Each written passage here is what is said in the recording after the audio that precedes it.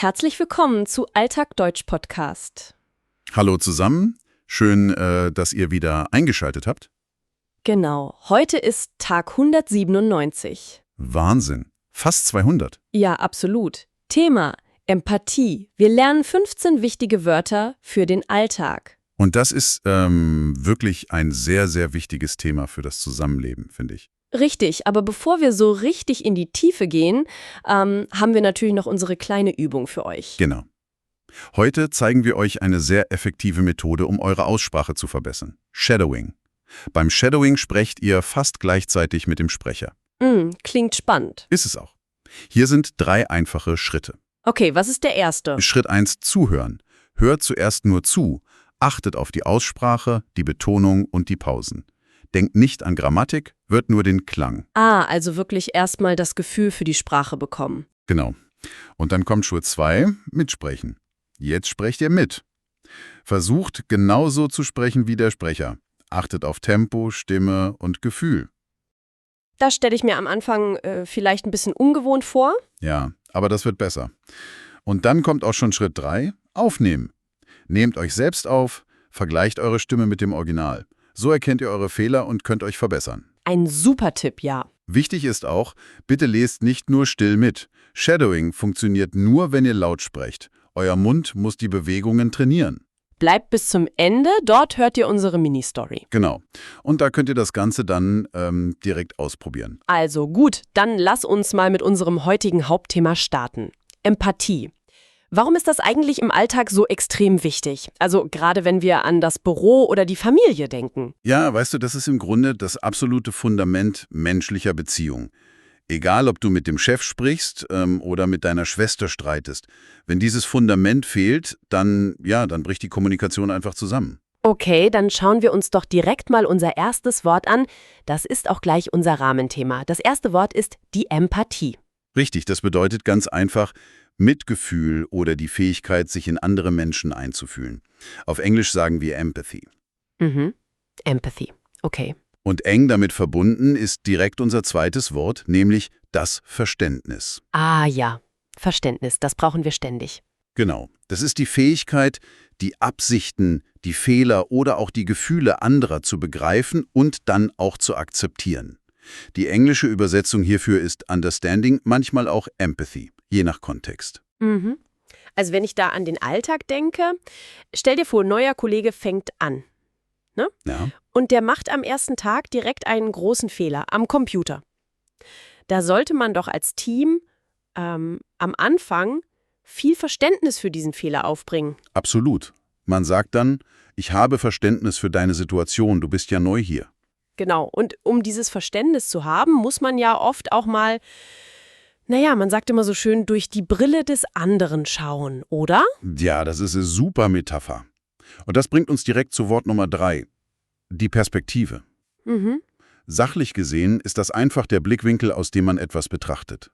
Auf Englisch ganz ähnlich, Perspective. Perspective, ja. Genau. Und im Beruf ist das extrem wichtig. Wenn du zum Beispiel einen Konflikt mit einem wütenden Kunden lösen willst, dann musst du zwingend die Perspektive des Kunden einnehmen. Ja, sonst redet man völlig aneinander vorbei. Richtig. Und dieses aneinander vorbeireden passiert oft, weil wir auf der falschen Ebene kommunizieren. Das ist unser 4. Wort. Die Ebene. Oh, das ist spannend. Ja, die Ebene bezeichnet quasi die psychologische oder kommunikative Schicht eines Gesprächs. Auf Englisch nennen wir das Level. Level. Also das kenne ich gut aus Teammeetings. Man diskutiert stundenlang über Zahlen und Fakten. Das wäre dann die Sachebene, richtig? Ganz genau. Aber eigentlich ist im Team oft nicht die Sachebene entscheidend, sondern die menschliche Ebene. Also jemand fühlt sich vielleicht übergangen oder nicht wertgeschätzt. Exakt. Und wenn es auf dieser menschlichen Ebene brennt, dann bringt dir die beste sachliche Diskussion überhaupt nichts. Wahnsinn, ja. Das leuchtet ein. Und wenn diese menschliche Ebene funktioniert, dann entsteht etwas sehr Wertvolles. Das ist unser 5. Wort, das Vertrauensverhältnis. Ein langes Wort, Vertrauensverhältnis. Typisch deutsch, ja. Das beschreibt eine Beziehung, die auf tiefem Glauben und Sicherheit basiert. Auf Englisch übersetzen wir das mit Relationship of Trust. Okay. Es ist im Grunde das unsichtbare Band, zum Beispiel zwischen einem Projektleiter und seinem Team. Ohne dieses Band funktioniert auf Dauer gar nichts. Aber woran merke ich denn, dass dieses Band existiert? Also wie merke ich im Alltag, dass meine Empathie wirklich funktioniert? Das ist eine sehr gute Frage. Das merkst du an unserem 6. Wort. Die Resonanz. Resonanz, das klingt irgendwie nach Physik. Oder das Feedback von anderen Menschen. Englisch Resonance oder einfach Feedback. Verstehe. Hast du da ein Beispiel? Stell dir vor, du hast einen neuen Chef und der geht sehr empathisch auf das Team ein. Er hört zu.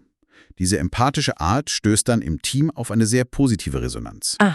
Die Leute reagieren also gut darauf. Sie lächeln, sie arbeiten lieber. Genau, das ist die Resonanz. Okay, das waren jetzt 6 Substantive. Aber wie drücke ich denn Empathie durch Handlungen aus? Da brauchen wir Verben. Richtig, und hier wird es wichtig. Denn bei den Verben schauen wir uns auch gleich an, wie man sie in der Vergangenheit, also im Perfekt, benutzt. Super wichtig für den Alltag, ja? Unser 7. Wort ist das Verb nachempfinden. Nachempfinden. Das ist die Fähigkeit, die Gefühle von jemandem logisch oder auch emotional zu verstehen. Auf Englisch to empathize oder to understand. Okay. Und die Perfektform ist ganz wichtig. Man sagt, er hat nachempfunden. Hat nachempfunden. Okay, also wenn mein Kollege völlig frustriert ist, weil sein Projekt gescheitert ist, dann kann ich sagen, ich kann deine Frustrationen über das gescheiterte Projekt absolut nachempfinden. Genauso. Oder eben in der Vergangenheit. Sie hat seine Trauer sehr gut nachempfunden. Das fühlt sich sofort viel wärmer an. Aber wie zeige ich dem anderen denn, dass ich ihm zuhöre? Oft sitze ich da und denke mir, versteht der überhaupt, dass ich bei ihm bin? Da kommt unser 8. Wort ins Spiel. Signalisieren. Wie ein Signal geben. Richtig. Das bedeutet, dass man durch Worte, durch Mimik oder ein bestimmtes Verhalten seine Absichten deutlich macht. Englisch to signal or to indicate. Und die Perfektform lautet hier, sie hat signalisiert. Hat signalisiert. Also ein offenes Zuhören, wenn ich dich anschaue und nicht aufs Handy gucke, das signalisiert echtes Interesse. Ganz genau. Du könntest in der Vergangenheit sagen, er hat durch sein Nicken signalisiert, dass er mir zuhört. Ja, das ist im Büro wirklich Gold wert. Absolut. Und dann kommen wir zu Wort Nummer 9. Akzeptieren. Oh, das fällt manchmal schwer. Oh ja.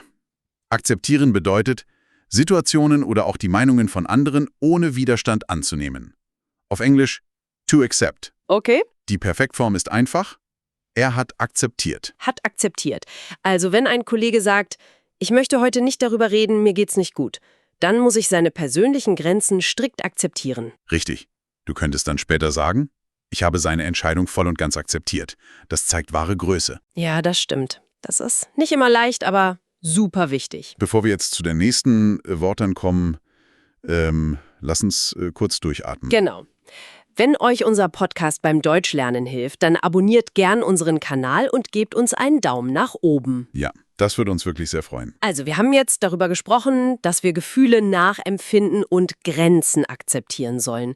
Aber, lass mich mal provokant fragen. Sollte man Gefühle im Büro nicht einfach mal ignorieren?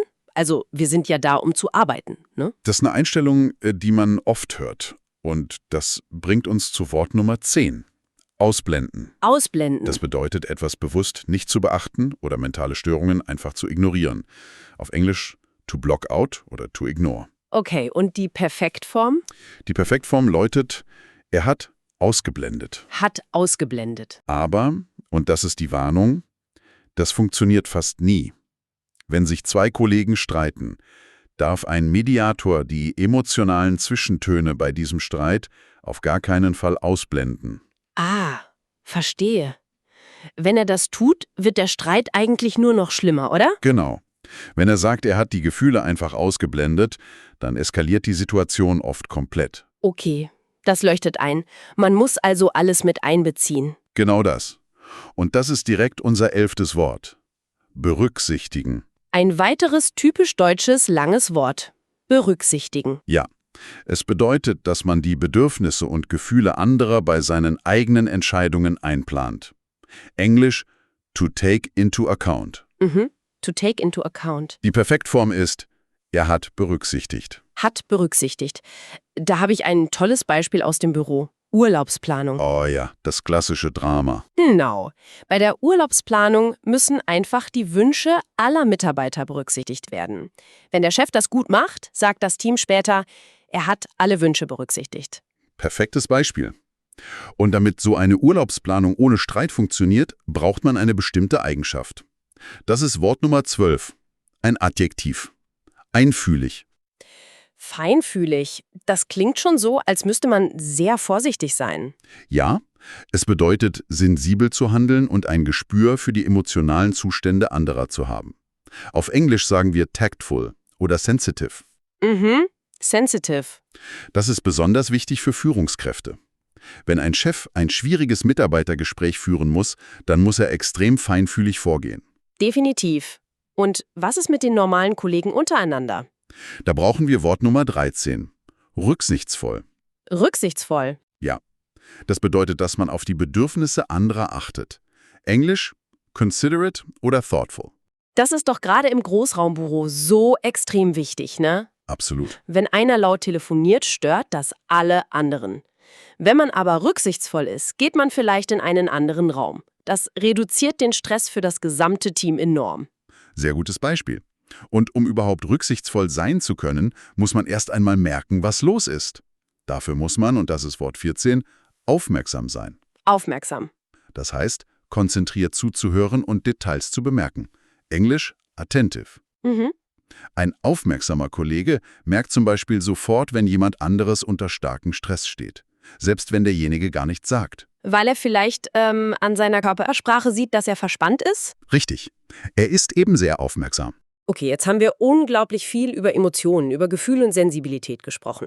Aber gibt es dazu nicht auch einen Gegenpol? Also am Ende des Tages muss eine Firma ja auch laufen. Ja, und das ist der perfekte Übergang zu unserem 15. und letzten Wort. Objektiv. Objektiv. Das bedeutet, unabhängig von Gefühlen zu sein und sich nur auf Fakten zu beziehen.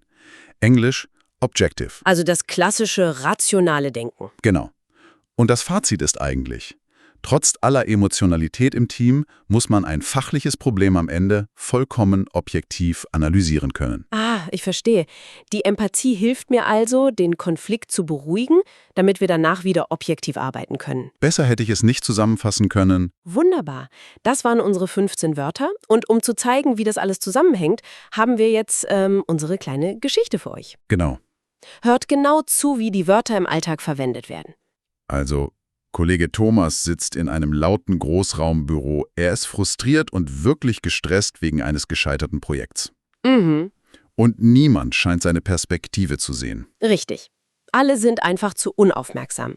Man versucht, das Problem nur rein objektiv zu betrachten und die menschliche Ebene dabei völlig auszublenden. Das ist hart.